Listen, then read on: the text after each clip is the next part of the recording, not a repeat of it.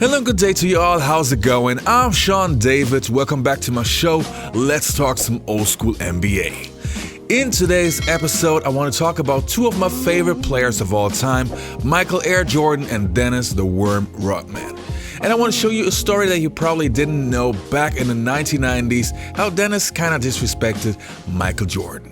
But before we get to that, I want to give a quick shout out to my Patreons. Thanks a lot, you guys, for supporting the show. It's really appreciated. And I would say enough said. Let's dive right into today's episode.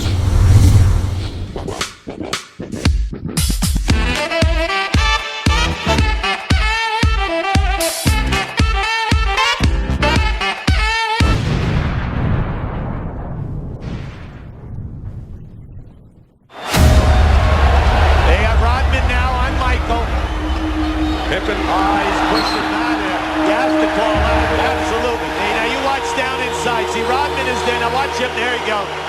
See, he hit. He went right underneath Michael. Watch out, Lance. Jordan goes by. But now Rodman recovers. See his eyes? Look at him going for that shot block. He picked the point on the floor to come and intercept that shot attempt. That's why he was all defensive team. Jordan, 1-and-1 now. Rodman won't give an inch. And the Corsi, Edwards guarding it. 9 on the shot clock. Jordan has it blocked by Rodman. Great defensive play by Dennis Rodman. Who else coming from the balcony? Now watch, here comes Rodman. Now look to the left of your screen. You'll see him coming. There it is. Big shot block. On the rebound. And Rodman and Jordan going at each other. Dennis Rodman. If there is any player that made it cool to play defense, it has to be the Worm. If it was his incredible footwork, or the ability to guard position 1 to 5, or even his psychological tactics in the game, Dennis was a sensational basketball player. It is no secret that he was that type of a guy that you hated to play against, but also the kind of person you really wanted to have on your team. Before Dennis turned into this pop cultural phenomenon while he was playing for the Chicago Bulls and the brief stint with the San Antonio Spurs, Dennis had to earn his stripes for the Detroit Bad Boy Pistons, a team that was loaded with great players like Isaiah Thomas, Joe Dumars, Bill Laimbeer, Mark Aguirre, John Sally, Vinnie the Microwave Johnson, and etc., etc. And how did Dennis earn his stripes? Well, he was the guy who wanted to guard the Larry Birds, the Dominique Wilkins, and of course, the Michael Jordans. And how did he do? Well, he did a fantastic job, no doubt about that. As soon as the playoffs began, he and Joe Dumars frustrated Michael Jordan a lot and made it really tough for MJ. But in the 1989 playoffs, he would get some help. Back in the 1989 NBA Eastern Conference playoffs, it seemed like the Bulls would finally get the upper hand against the Detroit Bad Boy Pistons. But then one night, Isaiah Thomas woke up in the middle of the night and had the best idea probably of his entire life. Talked to Isaiah later that night. He said he went out by Michigan Avenue on the water out there. He said he sat out there for like 4 or 5 hours. Dumars and I were on the phone for hours talking about 23 and red. It's 2 o'clock in the morning and I get a phone call and it's Isaiah. And he says, I've finally figured out what we need to do to stop Jordan. Jordan has not been an offensive force in this game. We are playing them entirely different today, more double teams in different positions, and we're much more aggressive. Here's his best player in the league, and here's this bunch of role players. How are they doing it? They must have some trick. Oh, it's the Jordan rules. They've got this secret Jordan rules. The Jordan rules? Is that something you guys made up? On the switch, Jordan, guarded by Laimbeer. No easy layups. Jordan rule? No, I don't know what that is. It was like the Da Vinci Code, the formula to Coca-Cola, and the Jordan rules. You're not going to give your game plan away on television, man. This is the Jordan rules. If Michael was isolated, we forced him to dribble the ball to the middle of the floor. If he was in the middle of the floor, we forced him left. The nearest defender would run and double team him. Hit him on screens every time to wear him down. Every time he drove, you sent 3 or 4 people at him.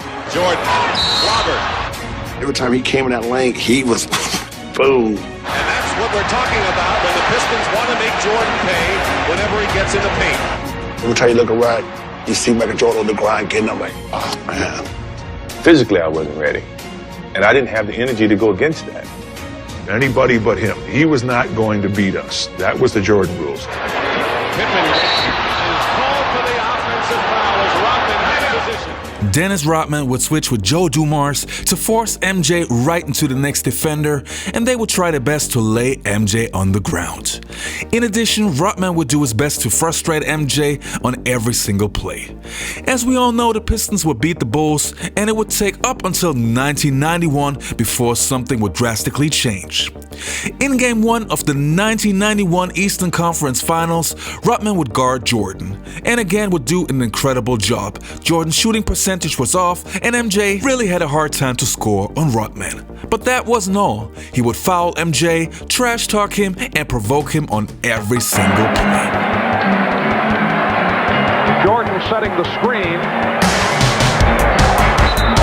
And it's called on the ball. The outside of there. Dennis Rodman upset, and that is escorted aside. On the rebound. And Rodman and Jordan going at each other.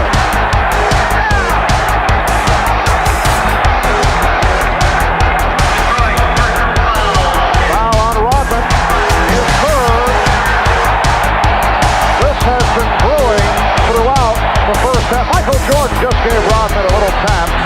This right here would be the moment where everything changed. While Michael Jordan was ice cold before, the rest of the series he would take on the challenge, and you would see a battle for the ages. Jordan would tell Rodman that he can guard him, and Rodman would reply, "I sure can."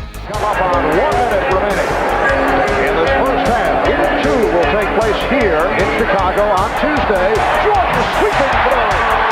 5-39 lead. At one point, Chicago led by 12. They opened up 20-8. Rodman able to knock it away. McGuire. A good play by Armstrong, skirting the sideline. Here's Jordan. It will count. A goaltend has been called. So Jordan in the basket. They're going to allow this one to go. A lot of hand checking, a lot of pushing off at the forearm. Phil Jackson was concerned prior to Game 1. He says that Detroit gets away with a lot of hard hand checking. Jordan stops back, gets the three. And he points at Dennis Rodman. Yeah, and he wanted a foul. He said he got hit on the forearm. He wanted a 4-point play. All right, now this Chuck just he says, hey, we can't get anything here tonight. But what happened is, instead of Rodman, by elevating quickly. Jordan and Rodman got into it in Game 1. Jordan saying, you can't cover me. Rodman looked right at him and says, I know it. Substitutions for Detroit. John Sally, Dennis Rodman have come on. Cliff Livingston on the floor for the first time. Vinnie Johnson also in the lineup. The Bulls lead by 6 as we get started in the second quarter. Jordan from deep. Michael Jordan has connected on 3 out of 5. That from downtown, he has 7. Jordan goes in. Jordan sprained his ball in the backcourt, and because of the size of these guys, they cut down the passing angles. Pippen finds Jordan. There it is. Rodman is on him, one-on-one. 5 seconds to go. Jordan off the glass. Yes! Alright you guys, that was it for today's episode. I hope you enjoyed this video. Don't forget to hit that subscribe button, and also if you enjoyed the content, please leave a like. I would really appreciate it. And you guys, you all be healthy, take care, and goodbye. As we say, tell the kids today. Scotty, can you tell the kids today just how vicious it was on the court between the Bad Boys and that Chicago Bulls team in the early years? Because you see little clips here. I don't think people who weren't watching basketball then really get what it was like. No, it was a different game. I mean, we see today's game in the relationships of how these players have grown together and came up in the grassroots of basketball, whereas the players that played in the, in the late 90s and on back, there were no relationships really, and we didn't have any love for each other out on the basketball court. We hadn't passed each other nowhere in our career, maybe in college, but it was never that line of communication to build a relationship unless a guy was your teammate.